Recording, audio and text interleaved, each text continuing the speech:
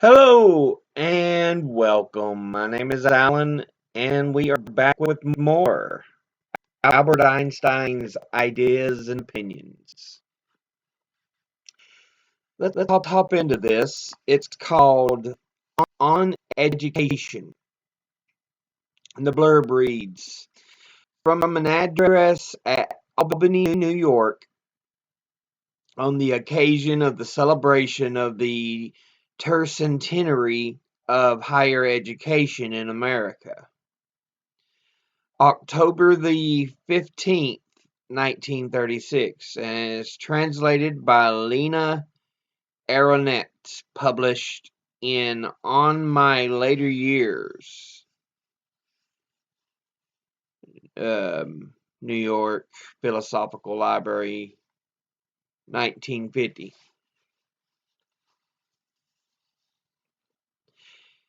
A day of celebration, generally in the first place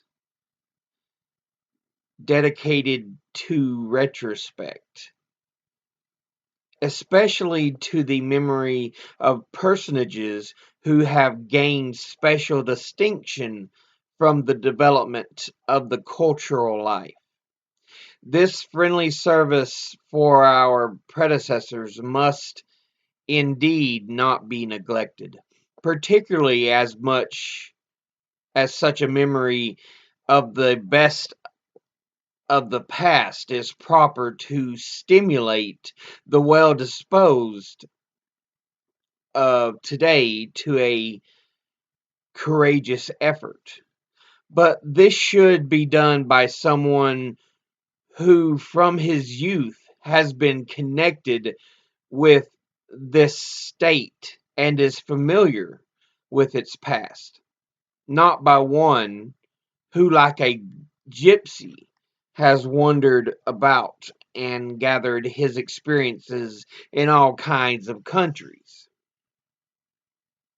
Thus, there is nothing else left for me but to speak about such questions as, independently of space and time, always have been and will be connected with educational matters. In this attempt, I cannot lay any claim to being an authority, especially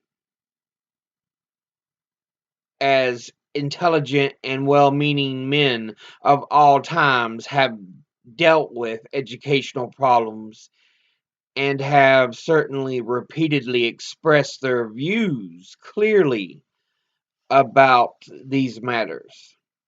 From what source shall I, as a partial layman in the realm of pedagogy, derive courage to expound opinions with no foundations except personal experience and personal conviction?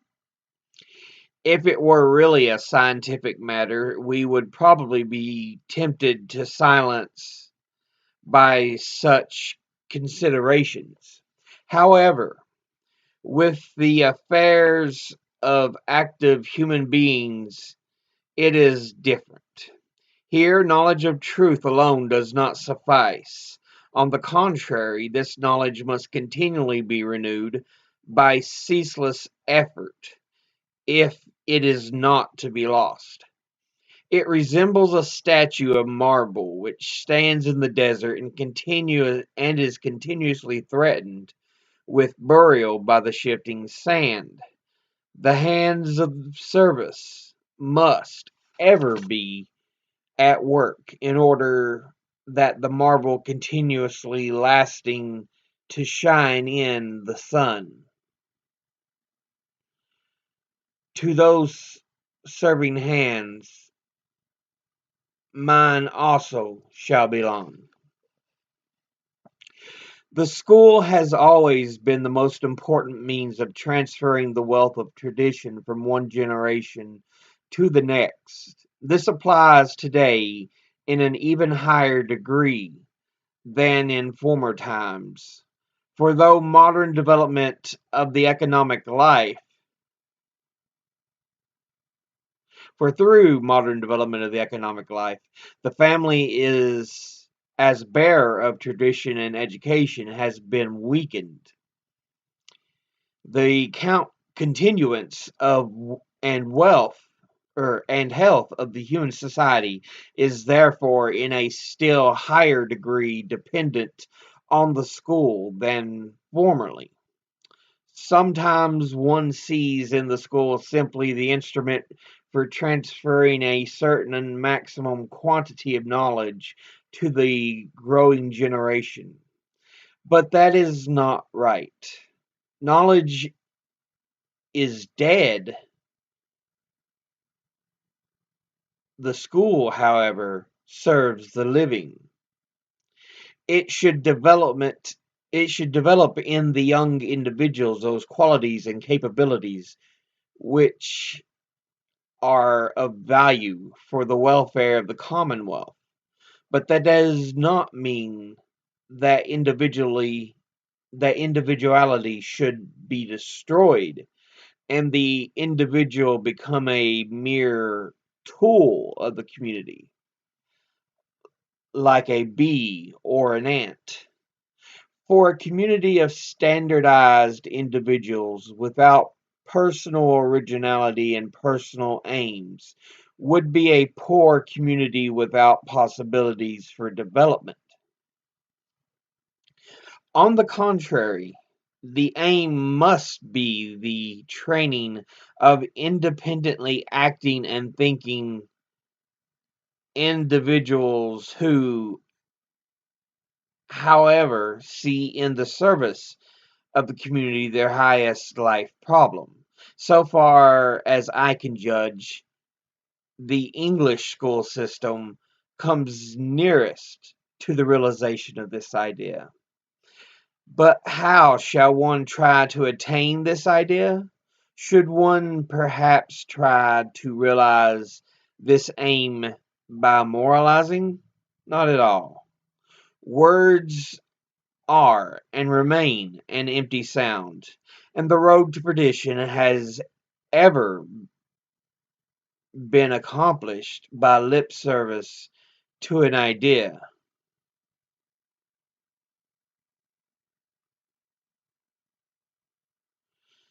But personalities are not formed by what is heard and said, but by labor and activity.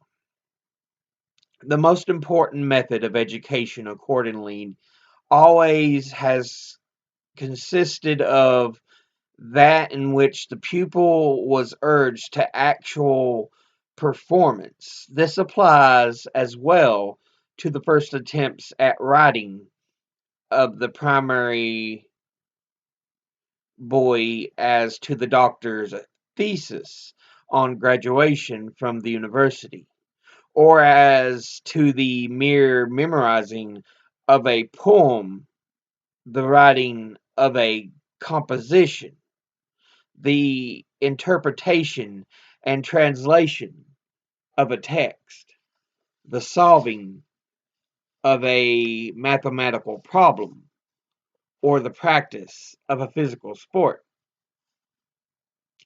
That behind every achievement exists motivation which is the foundation of it, and which in turn is strengthened and nourished by the accomplishment of the undertaking.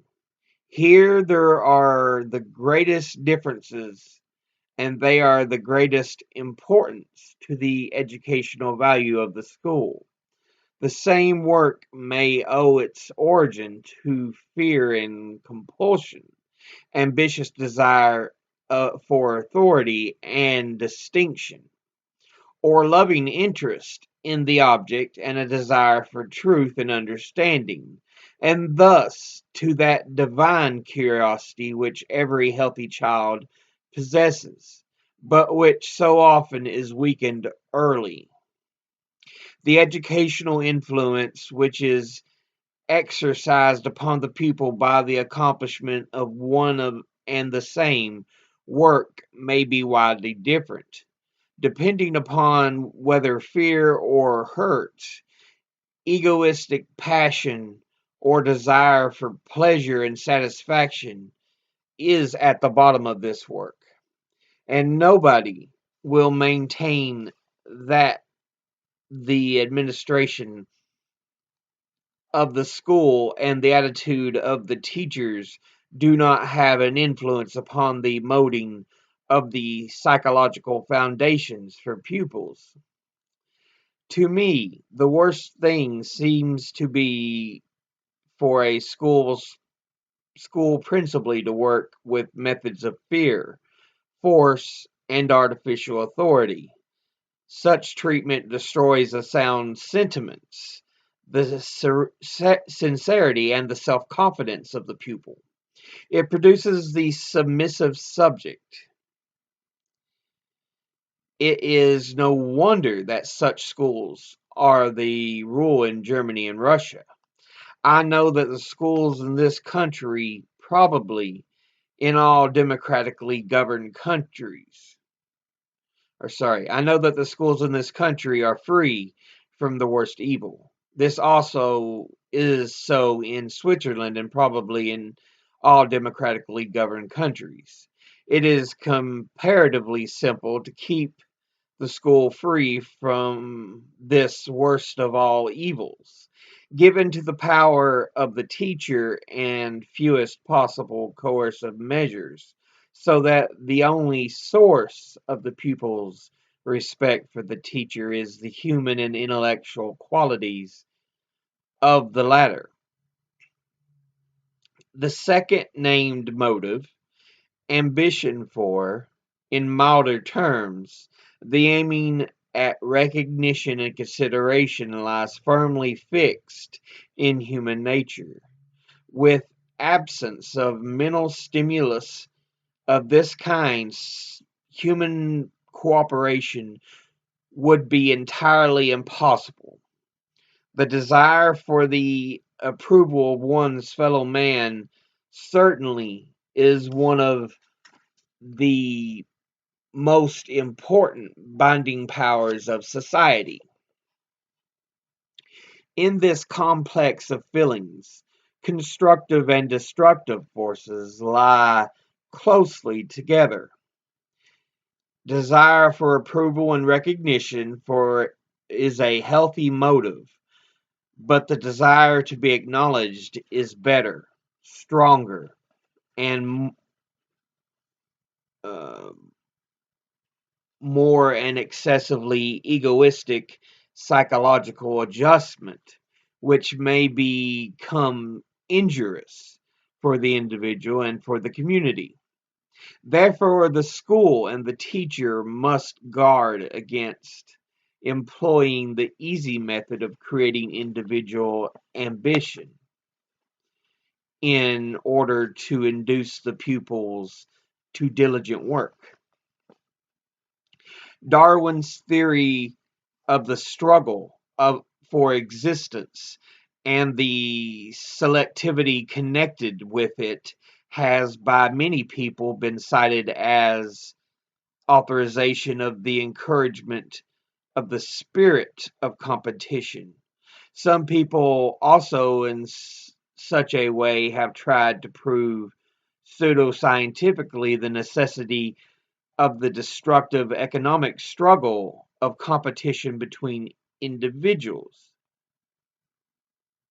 But this is wrong because man owes his strength in the struggle for existence to the fact that he is a socially living animal. As little as a battle between single ants of an ant hill is essential for survival, just so little is this the case with the individual members of a human community. Therefore, we should guard against preaching to the young man success in a customary sense as an aim of life. For a successful man is he who receives a great deal from his fellow men, usually incomparably more than corresponds to his service to them. The value of a man, however, should be seen in what he gives and not in what he is able to receive. The most important motive for work in the school and in life is the pleasure to work. Or sorry, the pleasure in work, pleasure in its result, and the knowledge of the value of the result to the community. In the awakening and strengthening of these psychological forces in the young man, I see the most important task given by the school. Such a psychological foundation alone leads to a joyous desire for the highest possessions of men, knowledge, and artist like workmanship. The awakening of these productive psychological powers is certainly less easy than the practice of force or the awakening of individual ambition. That is the more valuable for it. The point is to develop the childlike inclination for play and the childlike desire for recognition, and to guide the child over to important fields for society. It is that education which, in the main, is founded upon the desire for successful activity and acknowledgement. If the school succeeds in working successfully from such points of view, it will be highly honored by the rising generation, and the task given by the school will be submitted to as a sort of gift. I have known children who preferred school time to vacation. Such a school demands from the teacher that he can be a kind of artist in his province. What can be done that this spirit be gained in the school? For this there is just as little a universal remedy as there is for an individual to remain well. But there are certainly necessary conditions which can be met. First, teachers should grow up in such schools. Second, the teacher should be given extensive liberty for the education or for the selection of the material to be taught and the methods of teaching employed by him. For it is true also of him that pleasure in the shaping of his work is killed by force and exterior pressure. If you have followed attentively my meditations up to this point, you will probably wonder about one thing. I have spoken fully about in the spirit, according to my opinion, you should be instructed.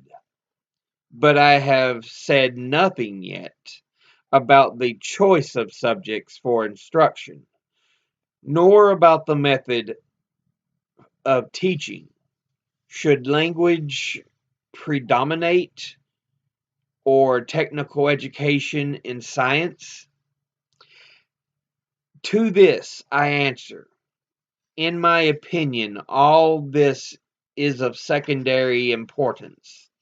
If a young man has trained his muscles and physical endurance by gymnastics and walking, he will later be fitted for every physical work.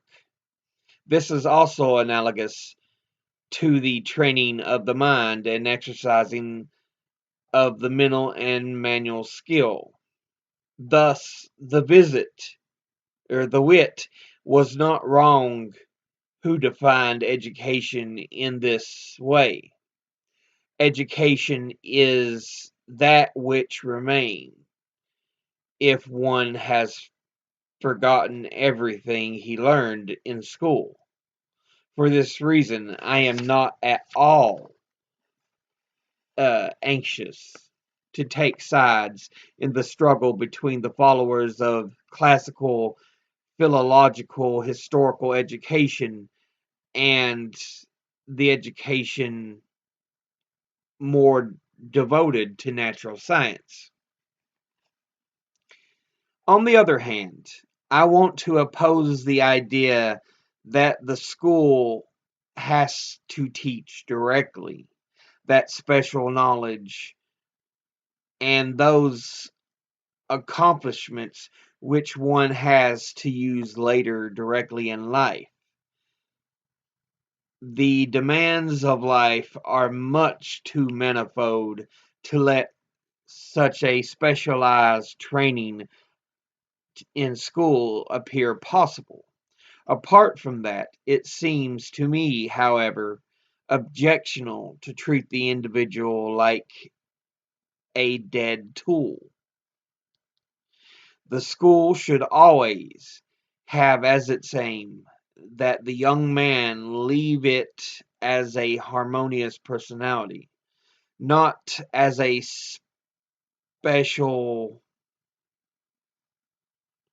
specialist. This is my opinion. This, in my opinion, is true in a certain sense, even for the technical schools, whose students will devote themselves to a quite definite profession. The development of general ability for independent thinking and judgment should always be placed foremost, not the acquisition of special knowledge.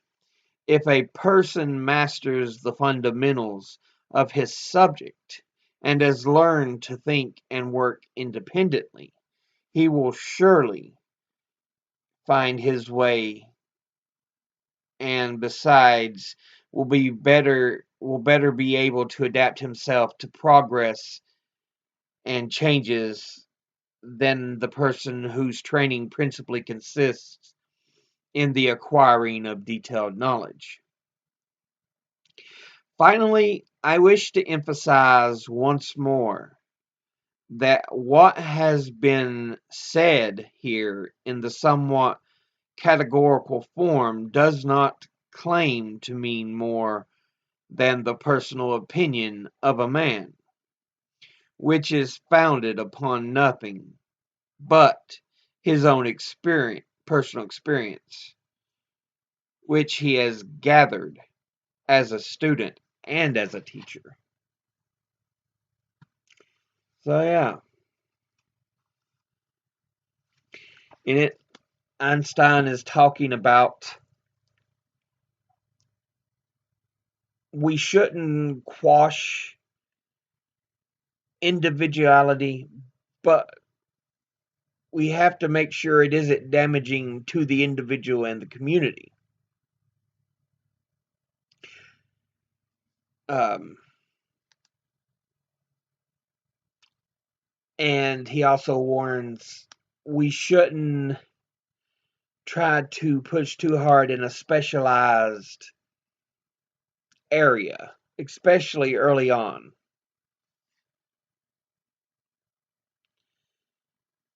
Maybe in your secondary or collegiate schools, that would be fine, but early on, in the primary schools, we do not want them looking too far at one thing with ignoring others. But yeah, Einstein just giving warnings on certain parts of education he feels is necessary.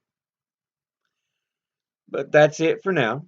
As always, educate thyself, think, read, study, learn. Someone tries to tell you something you have trouble believing, ask them to cite their sources. I'll see you on the next video. Until then, later.